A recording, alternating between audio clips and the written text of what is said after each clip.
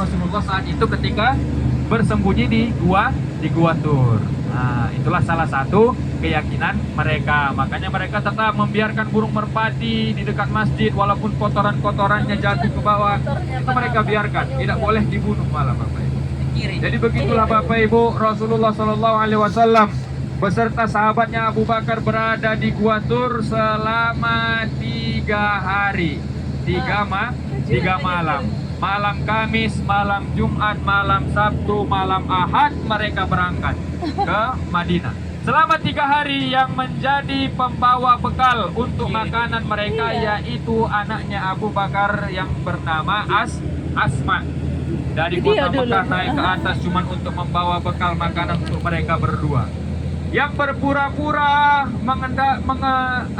menggembala kambing di bawah. Biar kalau nanti ada orang yang ingin naik ke atas, langsung si penggembala ini memberi kabar di atas. Itulah namanya Abdullah. Oke, siapa namanya? Abdullah.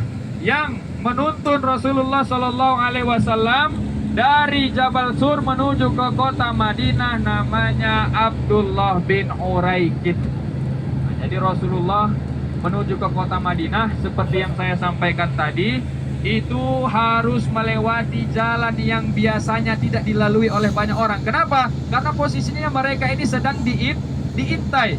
Jadi siapa kira-kira yang bisa membawa kita menuju kota Madinah dari arah, kalau kita bilang sekarang itu jalan tikus. Dari arah jalan tikus yang tidak biasa dilalui oleh banyak orang. Akhirnya dipilihlah Abdullah bin Uraikid untuk menuntun jalan menuju ke kota Madinah. Bapak Ibu yang dirahmati oleh Allah Subhanahu wa taala. Kalaulah kita pikir-pikir, apa susahnya Allah membuat Nabi Muhammad beserta sahabatnya Abu Bakar itu dari kota Mekah ke kota Madinah udah sekejap kedipan mata saja. Seperti halnya dari perjalanan Isra dan Mi'raj. Dari sini, dari Baitul Maqdis sampai ke langit ke-7. Gak ada susahnya bagi Allah Subhanahu wa taala, tinggal dibuat pakai buruk. Tapi dalam perjalanan tersebut Allah mengajarkan kepada kita untuk meraih sebuah kemenangan, untuk meraih sebuah kesuksesan, kita harus melewati berbagai macam proses. Karena tidak ada yang instan. Semuanya butuh proses. Bahkan Nabi saja diajarkan oleh Allah Subhanahu wa taala untuk menikmati prosesnya dulu. Bagi Allah mudah. Ya Rasulullah, silakan hijrah malam ini ke kota Madinah. Naik buruk, nyampe. Tapi tidak.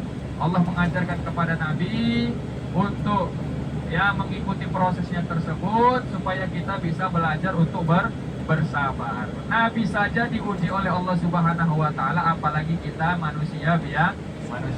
Makanya Bapak Ibu, selama kita hidup banyak cobaan yang kita hadapi. Gak sampailah cobaan kita kayak Nabi Bapak Ibu. Gak sampai kita diintai oleh orang ingin dibunuh kita, gak sampai. Tapi kalau ada orang-orang yang iri, nauzubillah summa nauzubillah, kita tetap berdoa kepada Allah, semoga kita dijauhkan daripada orang-orang yang zalim. Dan ketika menuju ke kota Madinah, mereka menaiki unta dan mereka sampai di kota Madinah selama kurang lebih 4 hari Bapak Ibu. Kalau kita naik bus nyampainya cuma 6 jam, 5 jam sampai 6 jam. Kalau kita nanti alhamdulillah kita nanti ke kota Madinah naik kereta cepat, itu kita bisa sampai ke Madinah dalam waktu 2 jam saja. Tapi Rasulullah saat itu menaiki unta, melewati gurun, mendaki gunung dan turun gunung lagi bersama sahabatnya Abu Bakar, itu naik ke unta selama 4 hari.